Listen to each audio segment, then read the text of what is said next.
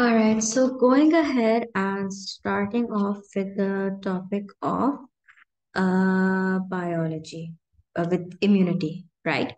Okay, so when we talk about our immunity, we in our immune system, so when we did the topic of transport in mammals, we discussed that in we have a certain group of cells that are known as white blood cells. And white blood cells have a role in protecting the body and keeping the body safe against different harmful pathogens. So we need to first of all talk about what are the different white blood cells that we have in our body. The white blood cells that we have in our body can be classified into two categories. Okay, we can classify the cells into two categories. The white blood cells themselves, the white blood cells are known as leukocytes, right? Leukocytes is the medical name for white blood cells. Now, my white blood cells can be divided into two categories. I can have granulocytes or agranulocytes. Granulocytes are cells that have small granules in their cytoplasm, right? So their cytoplasm is going to look like it has a lot of polka dot appearance. It's literally going to look like you've got small polka dots all throughout the entire cytoplasm, right? These type of white blood cells are known as your granulocytes. Then we can have cells that are agranulocytes. Agranulocytes are cells that do not have the granules. They do not have the granulated appearance. They do not have that polka dot appearance. Okay, they don't have any granules in their cytoplasm. So we can classify them as granulocytes or agranulocytes. When we talk about our granulocytes, so our granulocytes can be classified, or there are three types of granulocytes that we have. We can have neutrophils, eosinophils, basophils. Neutrophils, eosinophils, basophils. From this, neutrophils are the ones that are most commonly found in our body, and they are one of the major phagocytes. You know the phagocytic cells? They are one of the major phagocytes that we have. One of the major phagocytes that we have is neutrophil, and 60 to 70% of the white blood cells are all neutrophils. Then we can have eosinophils and basophils. Then in agranulocytes, we have monocytes. Monocytes will grow to give you macrophages.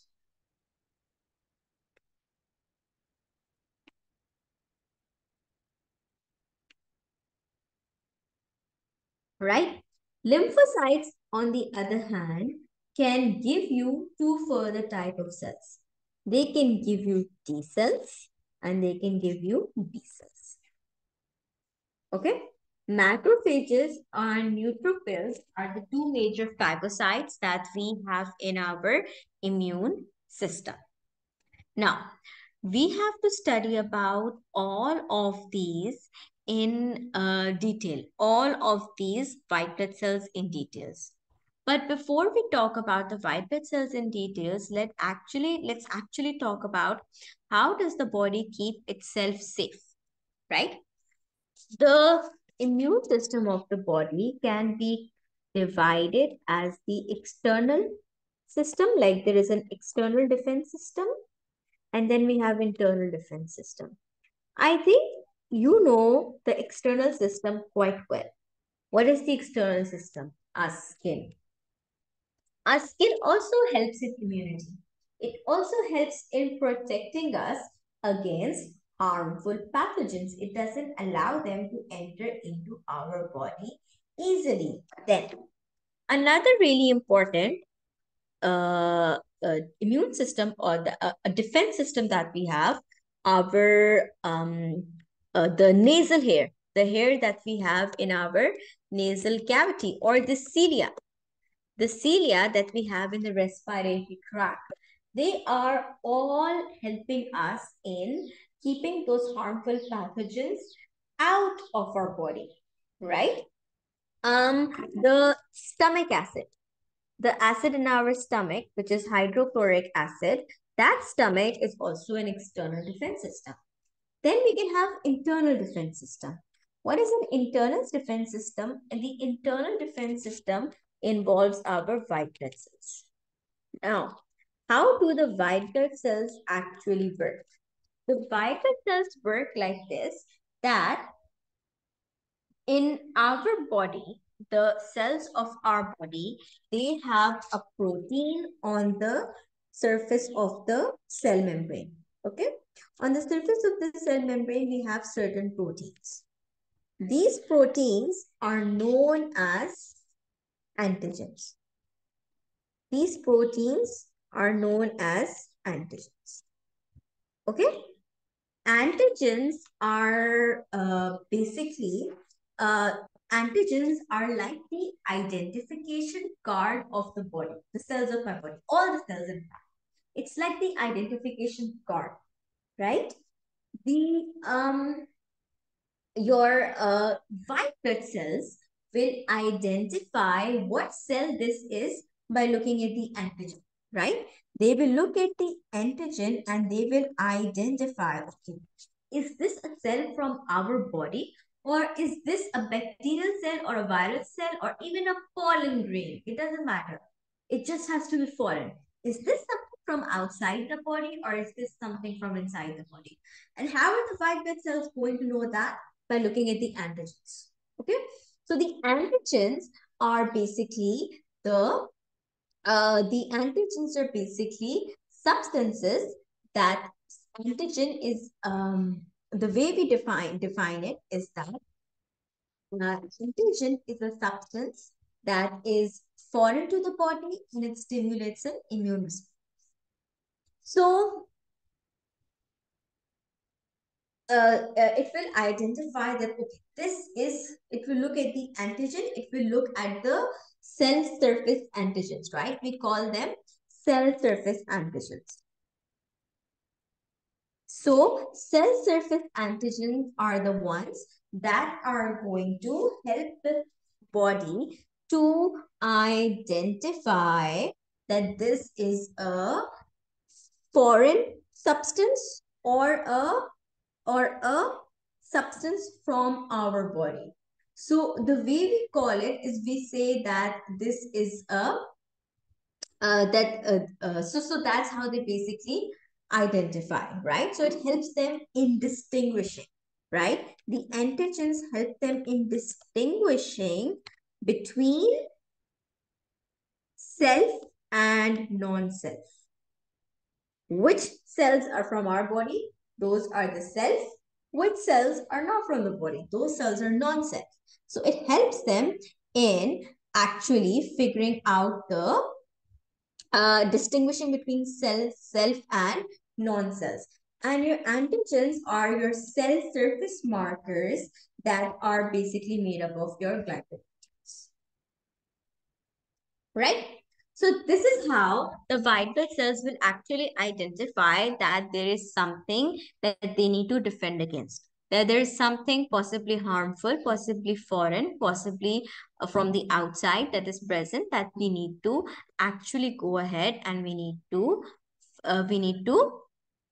fight against this particular substance. Now, when we talk about our cells, right? Now, let's go ahead and talk about all of the cells one by one. First, let's talk about our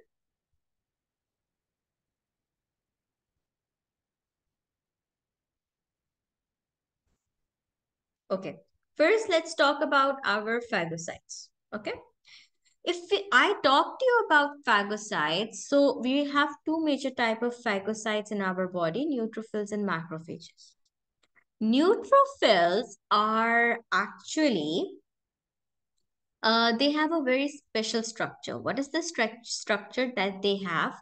They have a multi-lobed nucleus. What do I mean by a multi-lobed nucleus? They have a multi-lobe nucleus in the sense that their nucleus looks like it has got multiple finger-like projections. It looks like it's got multiple finger-like projections or multiple lobes coming out, right? So a neutrophil has a multi-lobe nucleus and the cytoplasm has both pink and purple color granules. Okay, so it has a multi-lobe nucleus and it has both pink and purple color granules. Your neutrophils are found throughout the entire body. So neutrophils can be found throughout the entire body and they can squeeze through the walls of the capillaries to get to the area of injury or get to the area of infection. This cell that you see is a macrophage. A macrophage is a very irregular kind of shape and it tends to have, a more of a circular nucleus. It is an agranulocyte, so you can see that it does not have any granules in its cytoplasm, right? Macrophages are larger. If you compare them to neutrophils, macrophages are larger than neutrophils. Neutrophils are found throughout the body. Okay? Neutrophils are found throughout the body.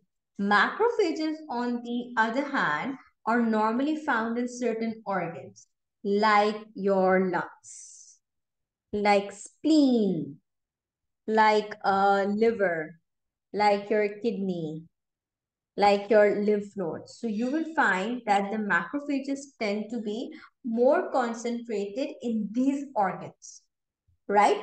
And if there is some kind of infection, then the macrophages can leave the organs, go into the blood and travel to any area where there might be a long-term infection.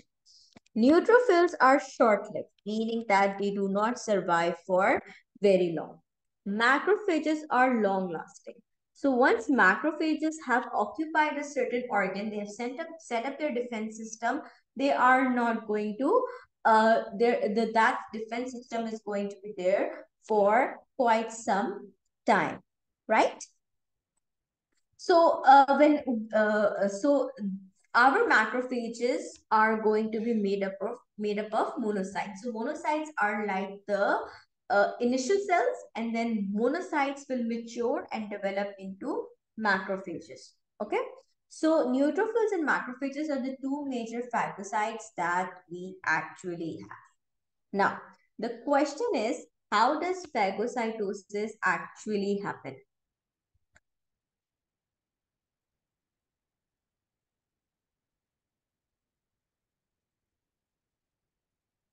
Okay.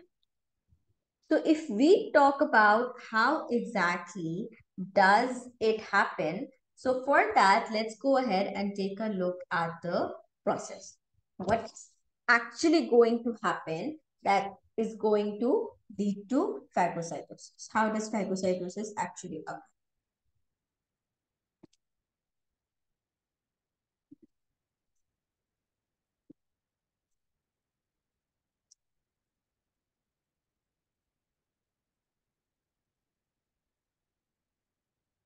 When we talk about phagocytosis, so what happens is that let's say that there is a pathogen. This is my pathogen. This is my bacteria. When my bacteria is going to attack a group of certain cells, whatever the cells may be, the cells of the blood, the cells of the liver, whatever. When it is going to attack my cells are going to produce a chemical. They're going to produce a chemical known as histamine. Because why do they produce this chemical? Because they want to tell the body, they want to tell the immune system, listen, we are under attack. Something is attacking us. There's something over here that is destroying us. They release histamine. So histamine is sort of like a signal, a distress signal. They send out histamine, a distress signal that listen, there's something going wrong. You need to get here like ASAP, and you need to deal with this pathogen that is present right over here, right? Along with histamine, the pathogen itself also releases certain chemicals. The pathogen will also release certain chemicals. Okay. So the chemicals from the pathogen as well as the chemicals from our cells, the cells that are under attack.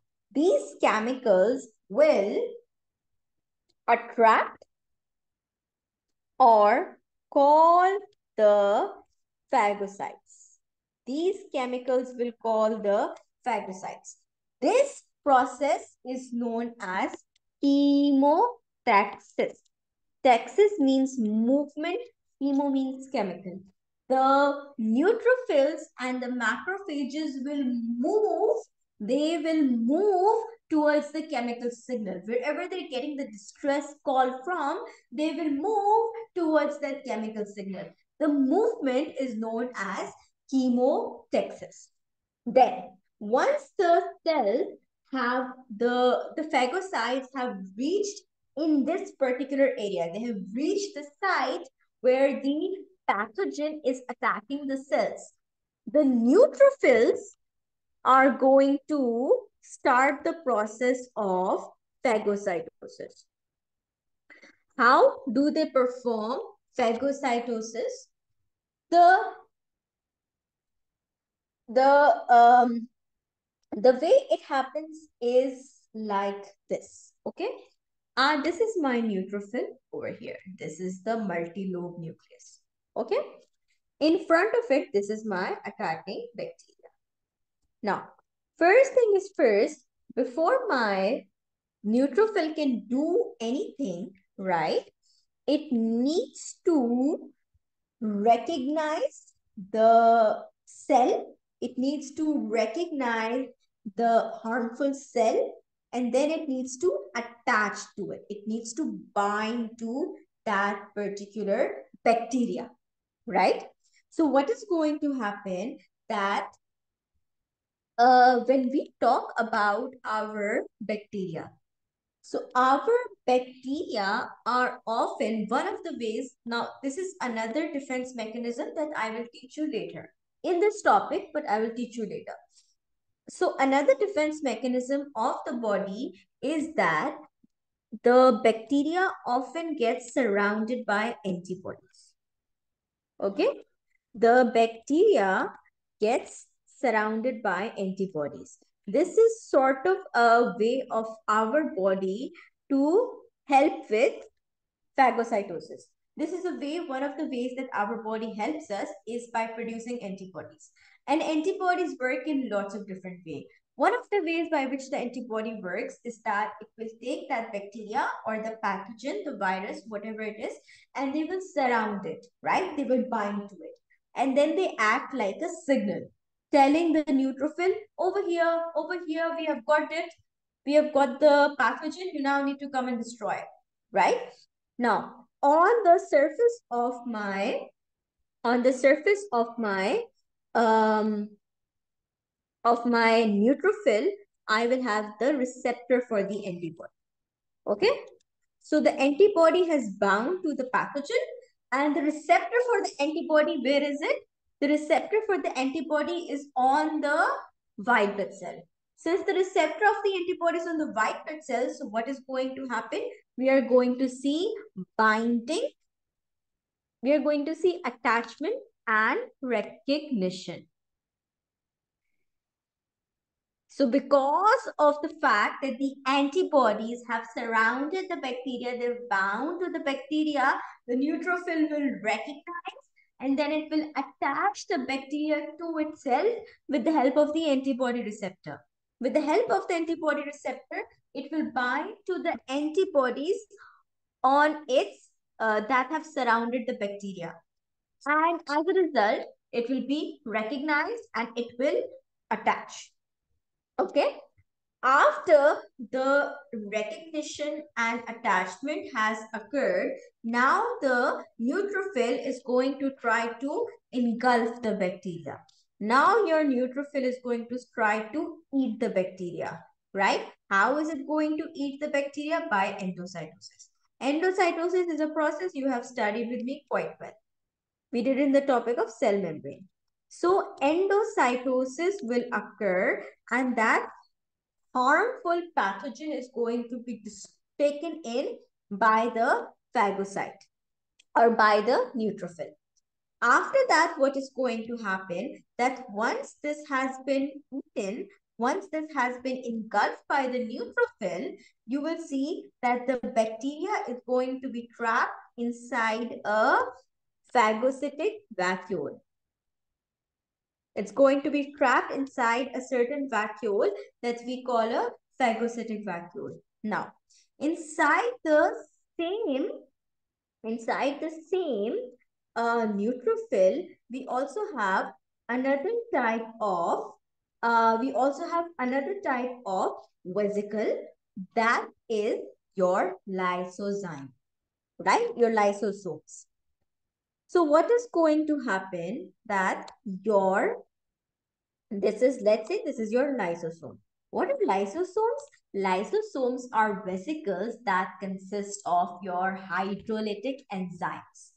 Enzymes that will digest the bacteria. They consist of hydrolytic enzyme. So you will see that there is going to be a fusion.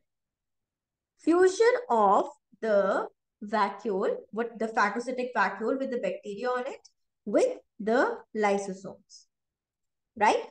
The lysosomes contain hydrolytic enzymes, one of which is the enzymes that make proteins, proteases.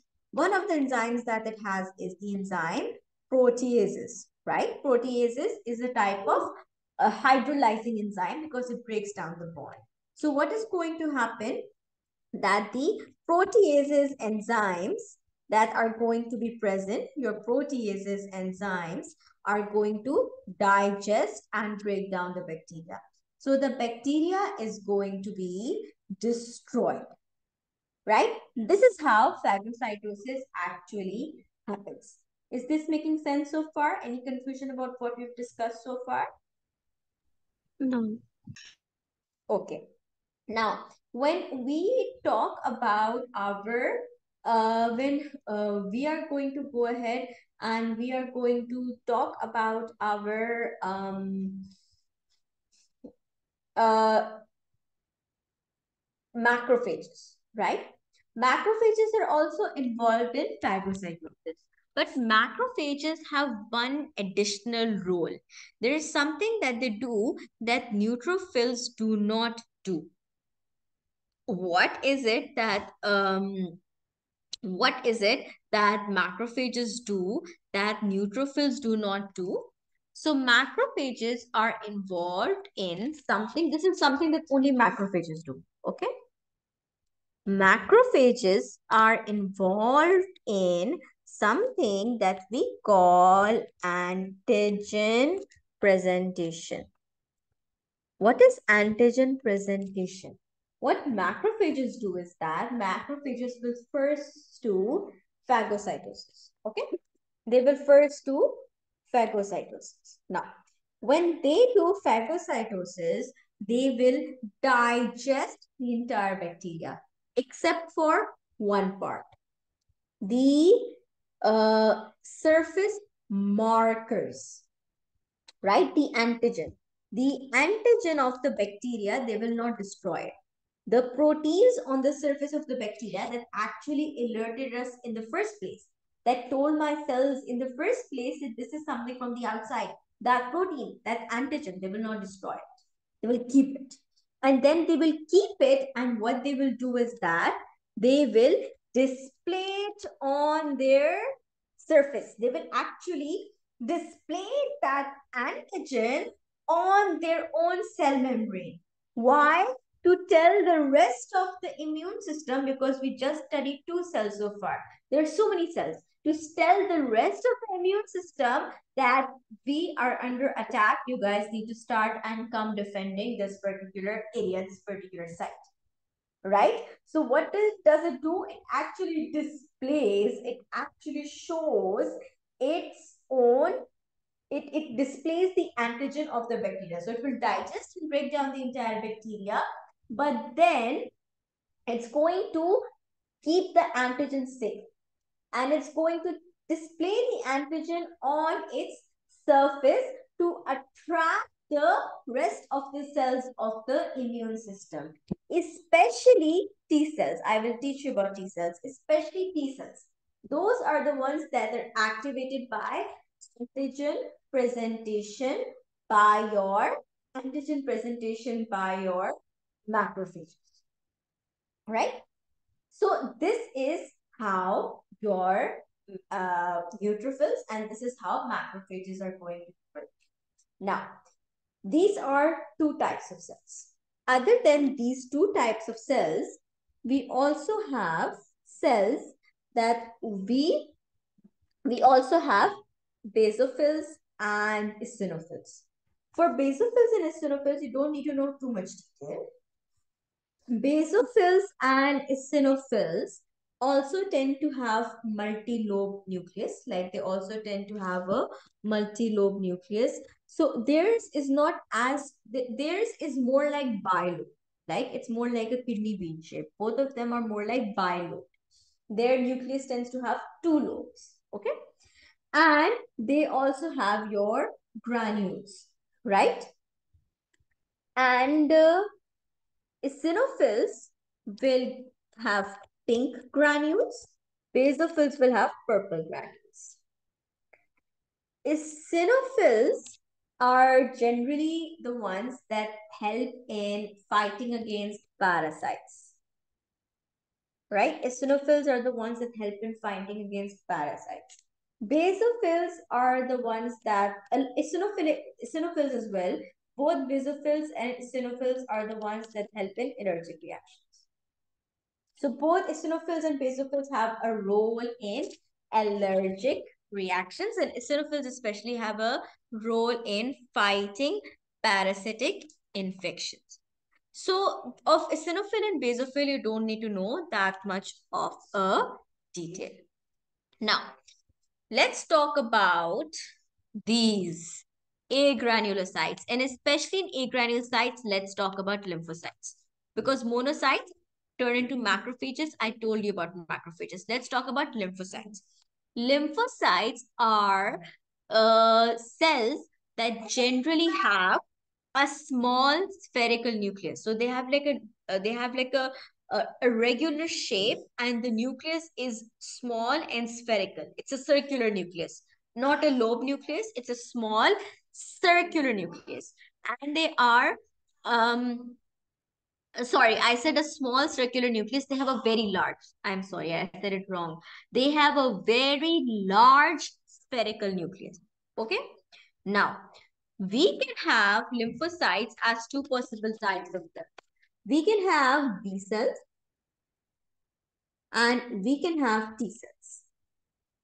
B cells are cells that will mature in bone marrow.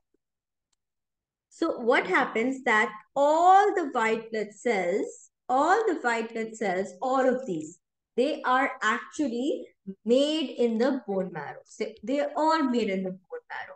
My platelets, my red blood cells, all the cells of the blood, they're all made in the bone marrow. So lymphocytes are like all the other cells, they're also made in the bone marrow. B cells are those lymphocytes that will stay in the bone marrow and they will mature and grow inside the bone marrow. T cells are cells that will, they're produced in the bone marrow. They are produced in bone marrow, but then they leave the bone marrow and they travel to a small gland in the front of our neck known as thymus. They go to the thymus and they will mature over there. They will grow and develop over there. Hence, we call them T cells. T cells are those lymphocytes that will mature in the bone marrow, and T cells are those lymphocytes that will mature in the thymus. B cells are the ones that are responsible for making antibodies. And T cells are the ones that actually produce those chemical compounds that destroy the harmful pathogens, right? Now, when we are going to talk about so we can have B lymphocytes and we can have T lymphocytes. Both B lymphocytes and T lymphocytes work in completely different way. T lymphocytes need to be activated by antigen presentation, right? Now, after the T cells have been activated, they can actually divide to give you two different side of cells. We can have T killer cells and we can have T helper cells.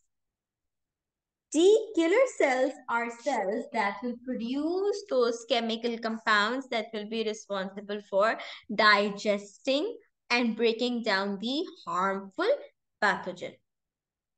T helper cells, on the other hand, are going to produce chemicals that will further stimulate the immune system, that will further act on the immune system and tell the immune system to further act and further produce more chemicals that will to basically it will go to the rest of the cells, it will go to the neutrophils, it will go to the B cells, it will go to all of the cells of the immune system and enhance them, stimulate them, tell them to work harder, right? So T helper cells will stimulate the immune system. It will tell the cells that, listen, you guys need to work harder. It will go to the B cells and say, listen, you need to start producing more antibodies. T killer cells are going to start producing certain chemicals that will help in destruction of the pathogen. Making sense what we're talking about? Yes. Okay, great. Okay, Khadija, so we will go ahead and stop it over here for today. In the next class now, I will teach you about B cells and T cells. How are they formed? How do they work? How do they defend the body against harmful pathogens? Okay? Okay. Okay. See you. Bye.